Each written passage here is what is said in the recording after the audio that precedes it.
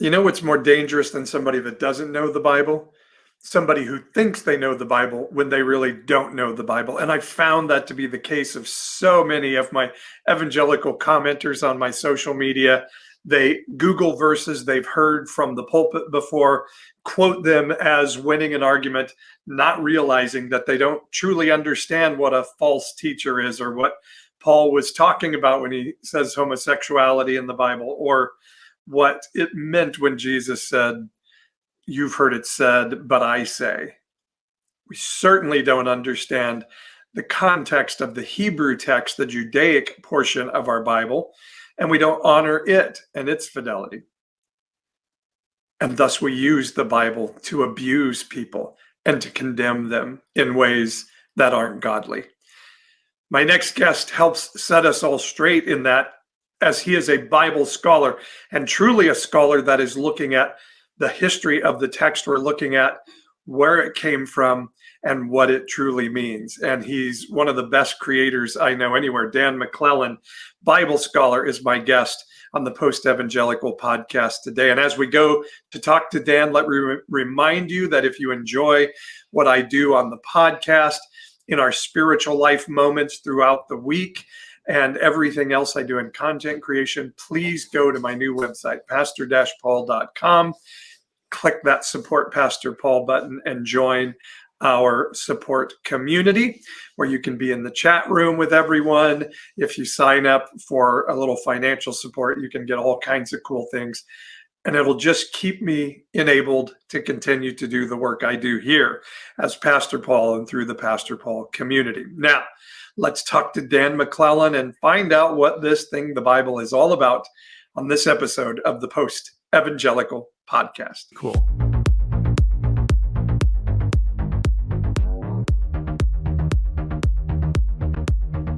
Hi, everyone. Welcome to the podcast, the Post-Evangelical podcast. I'm Paul, and I play Pastor Paul on TikTok.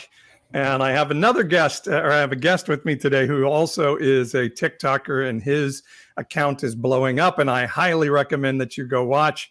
It's at McClellen. We'll have him spell it out for you. But Dan McClellen is with me. Dan is a PhD, has a PhD in theology and religion from Exeter University, and is on TikTok to help combat misinformation and democratize access to information regarding the academic study of the Bible and religion. And Dan, really appreciate you joining me today. How long have you been doing TikTok? You and I are a little old for the TikTok crowd. What got you on TikTok, and how long have you been doing it? Well, I kind of have stayed away from it for a while. I was comfortable with, I had Facebook, I had Twitter, I had a little Instagram every now and then.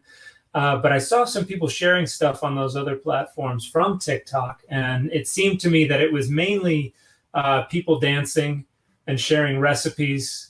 But then I started to see every now and then something about religion or the Bible, and it's at first I was thinking, I hope somebody's keeping tabs on what they're doing over there. And when I saw enough of it that was overlapping with my own research interests, I decided to go take a look, just kind of lurk for a while.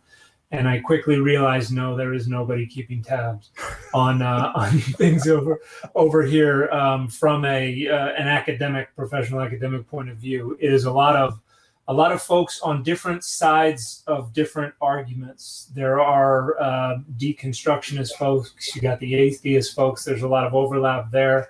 You've got a lot of evangelical folks, apologetic folks, and different groups competing for attention. And I thought, I might have a perspective. I might be able to kind of, pretend I'm a referee to some degree, and try to share scholarly perspectives. And as I got into it, I was seeking out videos that I could respond to.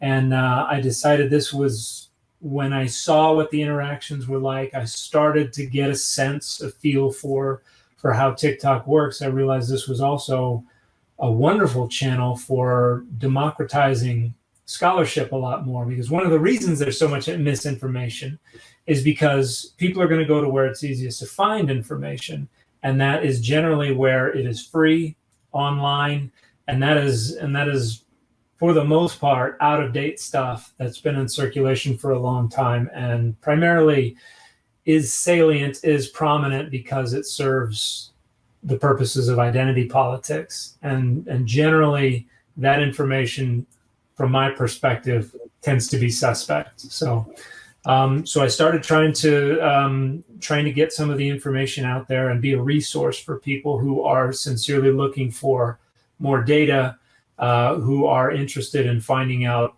all the different sides of the story, rather than just whatever is going to serve their own particular ideological, rhetorical goals. Identity politics. Imagine that. So you're saying we can take the Bible and make it say what we need it to say if we're not careful. Absolutely. For most texts, I think we can do most large texts because, and this is something I've talked about a lot on my channel, that texts don't really have inherent meaning. And when we argue about what a text means, we're just trying to convince each other that our case is, makes more sense. And because there's no real empirical anchor for a lot of what's going on in the text, it's often going to come down to what resonates more with people, what feels better to them. And because of the way our minds are structured, the things that appeal to our social identities and make us feel good about those social identities and about our perspectives, the things that make us feel, hey, I'm on the right path, I have the right perspective, I am right about this, those kinds of things are going to resonate more. And so people are going to gravitate to them. And that's what makes it so difficult to look at these questions and say, you know what, I'm on this side, but the data don't really support what this side is saying. And I've had to make a bunch of videos where I start off going, look, I support what this creator is doing. I support their rhetorical goals. But you're wrong on this one. I need to correct something here. And I feel bad about doing that, but I think if we don't have that in a conversation, if we only are sharing the stuff that makes us feel right, I think we can be pretty sure something's a little off from my point of view. I wanted to ask you if there was a video that sort of shows what you do from your TikTok. Is there any video that you like better than another to show what you do on TikTok? There's a little bit of everything because I get tagged in other people's videos. So in the upper right, you see the kind of orange background. This is an instance where there's someone arguing for not only the historical reliability of the Old Testament. Hey, let me show everybody. It's this one, 513. Yeah, that's the one. All right, let me show everybody what you do here. Okay. There's no cheese on it. It's under the sauce. Hey everybody, the archaeological data indicate that Israel prior to the time of Josiah was unilaterally polytheistic and that no prescription of the exclusive worship of Adonai existed. What this video is arguing is that that was not the original state of affairs, that is a corruption of the original monotheistic state of early Israel. No data indicate that, however. The only thing that indicates that is later texts that we can date to the time of Josiah and the exile and the post-exilic period. So what this creator is demanding is that we just accept the dogma that those texts actually date to much earlier and are all perfectly historically accurate and basically inerrant. Again, no data support that. It's just a dogma that they must demand that you accept. So that's what you do. You try to correct those things. That's one of the main things. I started off saying this channel is about data, not dogma. And, there are, I get challenged on what precisely I mean by that from time to time. And the idea is basically when we're looking at the data, are we going to get pushed into a corner where we end up having to say, this is just what I believe, or you just have to believe this? That's a dogma. That's something that we have no rational defense for. Now and I'm not saying that there is no space for that anybody who holds to dogmas is wrong. Everybody holds to dogmas. No one can have drilled down to the foundation of every single principle that they accept. But when push comes to shove, can you say, these are the data on which I'm basing this conclusion, or do you have to say, well, you just have to accept this belief? And that's the main distinction that I'm trying to draw here. And for folks who want to like the experience of something similar to dragging a cheese grater across your face, they can go read the comments on that video and see how frequently it comes down to, well, the biblical texts say this. Okay, well, we can interrogate the biblical texts and we can subject them to academic scrutiny, and we can arrive at conclusions regarding whose interests they serve, what period they came from, and we can show that these texts actually don't date to the time period that they purport to. And so that's what the data indicate. And then, it always comes down to, well, no, you just have to believe this. And so that's one of the main things I'm doing, is confronting that kind of misinformation that is built on dogmas. Tell me what your moniker is again on TikTok. I want to put it up here for people. Yeah, so it's at McClellen, and that's phonetic spelling of my last name that I used when I was living in Uruguay as an LDS missionary. Because down there they see my last name and they go, Macacalation, because they're not used to that consonant cluster. So I spell it MAKLELAN. Okay. Cool. And I can put that up for people here. So it's at MAKLELAN. Did I get it right? That's correct. At MAKLELAN at McClellen. And so, yeah, again, I'm a big fan of what you do. But part of what you do is kind of screwing me up. And particularly because, no more than 5 years ago, I would have said you're wrong about the Bible, but a lot has changed in the last 5 years for a lot of us. The idea of monotheism in Old Testament Hebrew culture adamantly goes against my evangelical upbringing and evangelical belief system. Explain that. How do you know they were monotheistic, and why is that important for us to understand? Or polytheistic? Or polytheistic, I'm sorry, Yeah. Excuse me. My mistake. They believed there were multiple gods, not just one God. Correct, yeah. And there are a number of indications of this in the text itself, but what folks have done over the centuries is arrange this data to suggest that the polytheism was a corruption. This was apostate folks. But we have a number of material remains from the area that indicate certain things about Israel's, the material reality on the ground in Israel. We have temples, Israelite and Judahite temples that were occupied by divine images that were dedicated to Adonai, to the God of Israel, that were approved by the state. For instance, in southern Israel, a place called Arad, there was a military garrison on top of a hill, and in the corner there was a temple, and we found it is dedicated to Adonai. There are texts that we found in there. There are dishes that say that have an abbreviation that we believe means dedicated or holy to the priest, the Kohanim. We have a standing stone in the Holy of Holies that we believe was dedicated to Adonai. There are letters that refer to the temple or the house of Adonai. And this temple seems to have been peacefully decommissioned around the time that the Assyrian king Sennacherib was coming through, because the standing stone was not destroyed. It was just laid on its side. And then the whole temple was covered in about 6 feet of earth.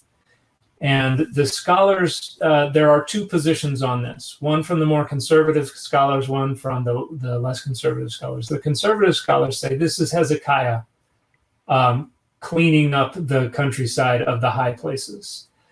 The other scholars suggest that this is not how high places were destroyed. Nothing was destroyed, nothing was broken, nothing was shattered. It was all laid on its side and carefully covered with earth. And so the conclusion of more critical scholars is this is Hezekiah hiding the temple, anticipating coming back afterwards, after Sennacherib has come through, and recommissioning it. And that never happened because Sennacherib devastated the landscape in northern Israel and down in Judah. And we have another temple that I've talked about a handful of times on my channel that was discovered about 5 or 6 years ago, a place called Tel Motzah, which is just about 3 or 4 miles west of Jerusalem. If you take the highway that goes west from out of the north side of Jerusalem, it kind of dips down into a little valley and keeps going. And right under the highway, while they were building that highway, they discovered this temple. And this was active during the first temple period. It may be 9th century, maybe even earlier. And we found a bunch of cultic objects there as well. And I know that they have reached the Holy of Holies, the excavation. I don't know what they found in there. It's possible that it was pillaged, that there was nothing in the Holy of Holies, but I am hoping that they find something in the way of some kind of divine image. They did find a stele, a standing stone that had been broken and had been reused in the wall. That was something that happened a lot. That shows a depiction of what looks like a storm deity. And so Adonai is depicted in the text as a storm deity. There's a temple in Egypt that was a Judahite temple from the 5th and the 4th century BCE, a place called Elephantine. And this was folks who, right as the Judahites were going into exile, they took off in the other direction. And they hid out in Egypt. And you have a military garrison, a Jewish military garrison that was stationed on this island and built a temple.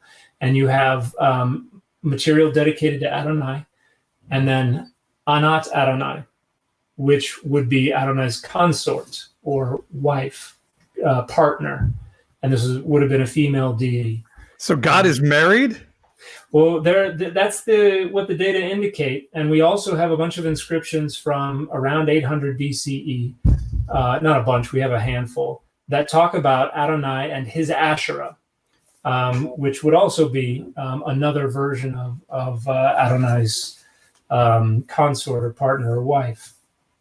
And I think I've shared a photo and a drawing that I did of one of these inscriptions that actually has drawings of Adonai and Adonai's wife underneath the inscription that refers to blessings by Adonai and his Asherah. And so this indicates that it was normative, the worship of Adonai, of a female deity, and likely other deities, was normative in this time period. And the likely opposition to this comes from the king. After Sennacherib comes through and destroys pretty much all of the temples that were in and around Jerusalem, well, not in, but around Jerusalem, does not manage to destroy the Jerusalem temple. This creates a de facto cult centralization. It means nobody else has a temple they can go to, which means they all have to come to our temple in Jerusalem. And when Josiah becomes king, a few generations after Hezekiah, he likes the sound of that, because that means all of the goods have to be funneled into Jerusalem. Right. And Adonai's priesthood is the sole priesthood. There was likely a priesthood for each of the deities that was represented in these temples. And we have a little bit preserved in the Bible about other deities' priesthoods, like the Elijah and the priests of Baal. Familiar with that story? Yeah. The very beginning of it, it actually says this contest is going to be against the priests of Baal and the priests of Asherah. But those priests are mentioned just once at the very beginning, and they played no role whatsoever anywhere else in the story. But when those priesthoods are gone, and now we only have the Levites, our own priesthood, all the goods, all the attention, all the power is focused in Jerusalem, the temple in Jerusalem. And so thus begins a campaign to suggest this is the way it's supposed to be, this is the way God wants it to be. And scholars suggest that this is where the book of Deuteronomy originates. So we have this story where Josiah says, hey, we were doing some renovations and guess what we found? This law. And we've been ignoring it the whole time. So my goodness. We're going to go ahead and implement all these rules. And we can't find any indication of the specific laws that Josiah wants to implement anywhere outside of the book of Deuteronomy, suggesting that this book was probably composed in an effort to restructure the cult, and the priesthood and what's expected of everybody. Wow. And then when you get into the exile and beyond, it gets further elaborated on. It just continues to accumulate more and more. Hi, guys. I hope you let me interrupt this great conversation. You can help support what I do in the Pastor Paul community to tell everybody this message that God is not mad at you. And to do that, you can do that through my new website, pastor-paul.com. Now, I've had a Patreon page for a long time, and many of you who support me through Patreon have said, don't love Patreon. If you go to pastor-paul.com, and if you click on that support Pastor Paul link, it'll show you how you can subscribe, just like you would on Patreon, at different levels of different involvement you want to have with the community. And it's all for profit, by the way. We don't take up tithes in any of our meetings. We don't pass around the offering plate. And I'm not beholden to donors who can say this and don't say that. I am working through a for-profit company. You won't get a tax deduction for what you give, but that's important to me that I do this in a for-profit mode because I want to be able to honor the laws of the land and not violate the 501c3 covenant that not-for-profit corporations should have with culture, a covenant that I believe many, many churches violate with their politics and with the way they spend their money. Will you help? Pastor-Paul.com is the website. Click on the link that says support Pastor Paul, and I will be forever grateful and give you some cool gifts for that as well. Now, let's get back to this great conversation we're having about the Bible with Dan McClellen, Bible scholar from TikTok, here on the Post-Evangelical Podcast. You are running the story of Josiah here now. I catch a lot of flack for that. It's funny. A lot of your perspective depends on the tradition you're in. Like, right. I don't know how you feel about Herod the Great. Like, he's a pretty evil character. I was not raised in any religion, and when I joined the LDS Church when I was 20, just being a member of the church for the last 20 years. I have developed this sense that this is a bad person. Right. The first time I went to Israel, I was visiting a lot of the sites, seeing a lot of the presentations, and Herod is not perceived as a bad person there because the tradition has no reason to vilify him. He was a king who engaged in a lot of building projects, brought a lot of wealth into the... He was a developer for sure. Yeah, innovated a lot of new approaches to, civic construction and all this kind of stuff. And so I see these presentations and I'm like, I want to be like, boo, hiss, bad guy, but they're presenting him as someone who was, just a king who did all the good things for Did he kill all the 2-year-olds and under in Bethlehem? There's no evidence for that. And that would be a pretty crazy thing for someone to do. And yeah, I would think there would be data to support that. That's an interesting point. I'm sorry to interrupt you, and I want to come back to that. I do want, so help me understand, because you're much smarter than me and much more educated than me. So Adonai is a name of God. Like Elohim is a different God, or is that another name of the same God? How does all that work? So we've got a bunch of different names for God. Adonai is while I'm on TikTok, while I'm in kind of the public eye, I have decided that I'll use that substitution for the divine name. In scholarship, we use the divine name regularly. Christian, Jewish, non-religious, other scholars use it regularly. But I've gotten some pushback, so I've agreed to just I'm going to just use Adonai. But that's the Tetragrammaton Yod He Vav He. As far as we know, that's the personal name of the God of Israel. Thank you guys all for joining. Dan McClellen is my guest. He's at McClellen.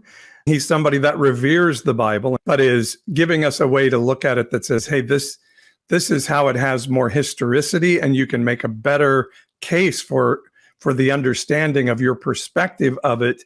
So we were talking about there being more than one God in the consciousness of the ancient Hebrew, and the text upon which our Christian scripture is founded. And you talk about the creation story where God says, let us make man in our image. Mm-hmm. And of course, as Christians and in evangelicalism, we say, well, he's talking to the Trinity. Jesus is there. Holy Spirit is there. These three beings. Do you think that may not be exactly the truth? I think that may not exactly be the truth. There are actually a handful of places in the what we call the primeval history, Genesis 1 through 11, where you have this reference to other deities.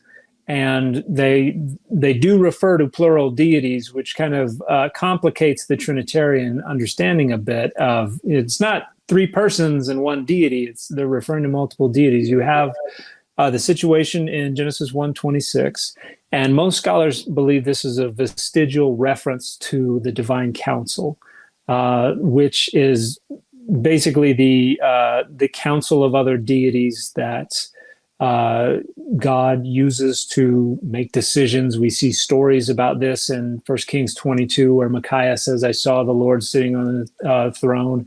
Isaiah says the same thing. We have Jeremiah asking who has stood in the council of Adonai.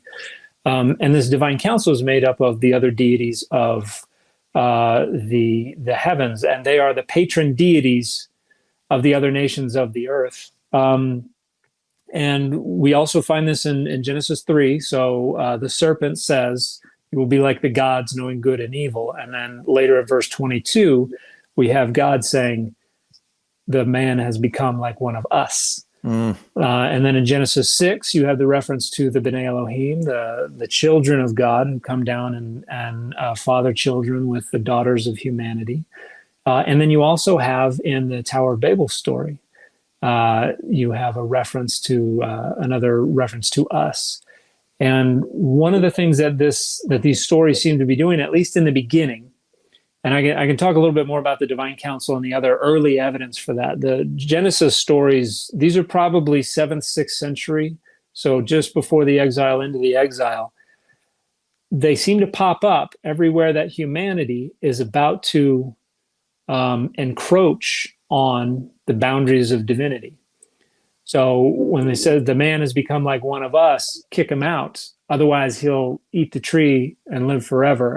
And immortality is one of the prototypical features of deity. And so this is basically a way to say they're getting a little too close to deity. We got to get rid of them. Same thing in Genesis 6. The children of God are having children with the human women. And these are going to be, demigods to some degree. Yeah. Okay, we got to get rid of them. They're building a tower that is going to make a name for them, and it's going to touch the heavens. And if they can do this, then nothing will be outside of their reach. They will have all power, another prototypical feature of deity, okay? Frustrate their plans. And so the primeval history seems to show humanity encroaching upon deity, about to break down the door, and God, in consultation with the other gods, is there to stop them, is there to frustrate the plans. That's one way to look at what's going on in the primeval history that I think scholars are taking a harder look at this. And I think there will be some interesting stuff coming out of that. So is it a plausible argument to say that's a Trinitarian reference or somewhat implausible? I know you don't want to say yes or no, this is the way it has to be, but right. I think that's what the preponderance of evidence would support. I don't think the preponderance of evidence would support a binitarian or a Trinitarian view. And one of the other reasons that we know there was a divine council is because they're referenced in many other places in the scriptures. In fact, many of the places where you find these kind of cryptic plural imperatives, hear, O heavens, give ear, O earth, that kind of stuff. This is stock divine council language that when we kind of try to shove the divine council down into angelic status, which is something that Psalm 82 tries to accomplish by condemning the gods of the nations, that's where we kind of depose the divine council and that language, that give ear, hear, that kind of gets secularized. It gets de-deified. And then it turns into references to angels in later literature. But we have indications in earlier literature that Adonai was understood to have a purview that ended at the boundaries of Israel, and that other deities occupied the other nations, and those were their purviews. And for instance, in Judges 11, you have Jephthah goes to negotiate with the Ammonites, and he says, you possess all that land that your deity Chemosh has given to you, has conquered for you, and we will possess all the land that our deity Adonai has conquered for us. So would that then be that those other deities aren't necessarily evil, they were just forbidden for the Israelites? Yeah, they were the deities of other nations. You don't worship another nation's deity unless you're in that nation. For instance, Naaman, when he goes back to Syria after he's been healed, what does he take with him? Takes 2 cartloads of Israelite earth, and he says, so that when I am in the temple, I can worship Adonai, because you can't worship Adonai when you are away from Israelite soil. So he just decides to take the soil with him.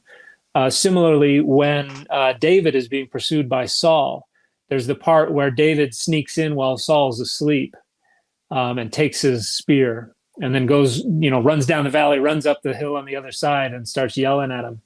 And he says, and basically he's being pushed to the boundaries of Israel. He's going to be run out of Israel. He says, you are forcing me to worship other gods, pushing me out of Adonai's inheritance. And this is a reference to Deuteronomy 32:8, where we have Elyon dividing up the nations according to the children of God. Adonai's portion is Jacob, Israel, his inherited share. And so while we have this later notion of Adonai as God over the whole earth, we have a clear indication that they did not understand Adonai's purview to extend beyond the borders of Israel. And the controversial passage, I get in trouble every time I talk about it, because a lot of people really don't like this. Get in trouble. Go ahead. Come on. Is 2 Kings 3:27. We have the story of the coalition, the Judahite, Israelite, Edomite coalition that goes into Moab. Moab has thrown off vassalage. And when that happens, you've got to go punish them. You've got to show them they can't do that. And so we're destroying the cities left and right. And then we get to Kiryat Yearim, I forget the name of the city. But we have the Moabite king is there, and the King James Version says something like the battle was sore or something like that. But basically they're about to take the city. And so the king sacrifices his firstborn, the one who's going to reign in his stead, on the city wall. And immediately there is great fury, Ketzef Gadol, against Israel. And they retreat. And this Ketzef Gadol, it is used in narratives. It is only ever used to refer to divine fury. And so whose divine fury is this? And scholars have used to argue about this. Most scholars are in pretty wide agreement now. TikTok commenters have not come around to the consensus yet, but most scholars are in agreement that the idea that the author is embarrassed about, not really happy about having to represent it, but the idea is that the sacrifice worked, and the Moabite patron deity Chemosh ran off the Israelites because they were outside the purview of their deity. They were in the purview of another deity. And we have the opposite when Sennacherib comes to Jerusalem. Because what happens, you have Isaiah and Hezekiah, they're praying, they're doing all this stuff. And then Adonai sends a destroying angel that kills 180,000 of Sennacherib's soldiers. And he has to up and leave before he is able to take the city. It's a parallel story. Hezekiah threw off vassalage. They came in to punish him. The deity ran off the invading army. It's the same story told from 2 different perspectives. Yeah, it's fascinating stuff, because we've sort of demystified all of this now, and even in our own text, we know the Egyptians had gods that could turn sticks into snakes. It just so happened that Moses' snake was able to eat the other ones, but the evidence of beliefs in multiple gods is all over the place. And even Paul says, hey, I see all your worship to these other gods. And he doesn't necessarily say it's evil that you do that. He just says, and let me tell you about mine, and the one that you may not know about. And so I think it makes, what it does for me is it starts to say, I don't have to call other religions evil necessarily. I can start to give room for people to have different beliefs than me. And that's an interesting concern, because there's been a lot of criticism of the concept of monotheism, because if you believe there is only one deity, you can't really tolerate other belief systems, or so the logic goes. But there's been some interesting research that has shown that monotheistic belief systems, or beliefs in universal deities, they can reduce cooperation, and in some circumstances they can increase cooperation. And it depends on whether or not the belief system focuses on the individual's responsibility to the deity as a universal deity, or whether it focuses on the individual's responsibility to the institution and to the organization and its boundaries. And so depending on which is the priority for the belief system, monotheism may be either, it may increase cooperation, or it may increase conflict and violence. But yeah, if you can make room for that, like Paul says in 1 Corinthians 8, there are many gods and many lords, but for us, there is one God. I think that's we gloss over that a lot. Or he'll say to those who believe, which then to me seems to indicate he's saying for us, this is important, maybe not for them. Yeah. And this is, there's a lot of rhetoric in the Bible that we don't like to take as rhetoric unless it serves our own rhetorical goals. And the one a lot of people bring up Deuteronomy, Isaiah, is denying the existence of other gods. And Deuteronomy occasionally as well. But alongside this, these gods are nothing, there are no other gods, you also have rhetoric saying these countries are nothing and less than nothing. That's not an insistence that they don't exist. Or you have the personified Babylon or Moab saying, I am and there is no other. And this is not an assertion that they are the only cities that exist. This is rhetoric. This is like me saying the Raiders aren't a real football team. Now, if that gets written in scripture somewhere, and I believe it should, 2,000 years from now, is somebody going to say this is a belief system that held that the Raiders did not exist? Right. And as much as I might want people to believe that in the future, it's just rhetoric. And so I wish we could be a little more willing to let their texts operate on their own terms. And I think a lot of times that's what they're doing. They're being rhetorical.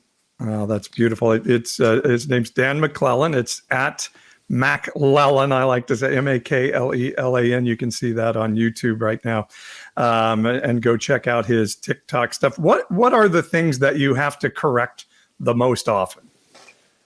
That's a great question. I think you run into a lot, I guess. Underlying most of what I run into is this presumption of univocality, that the Bible speaks with one unified and consistent voice.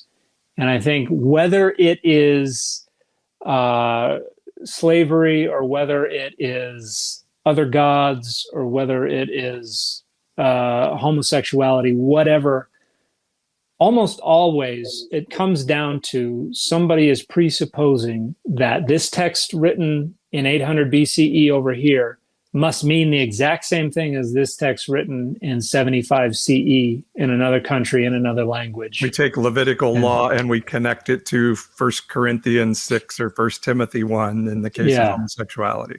Yeah, we want everything to speak with the same voice because it complicates the way we deploy these texts for rhetorical purposes. If someone can say, well, that's just what the author of P thought. The author of D thought something completely different. And then you've got this non-P author over here who thinks something wildly different. And that's before we even start talking about Enoch or the book of Jubilees or something like that. Once we start talking about all the different perspectives, writing for different reasons, hoping to achieve different goals, it makes it really messy, and it makes it really hard for us to deploy the text in defense of our identity politics. Wow, what a fascinating conversation with Dan McClellen.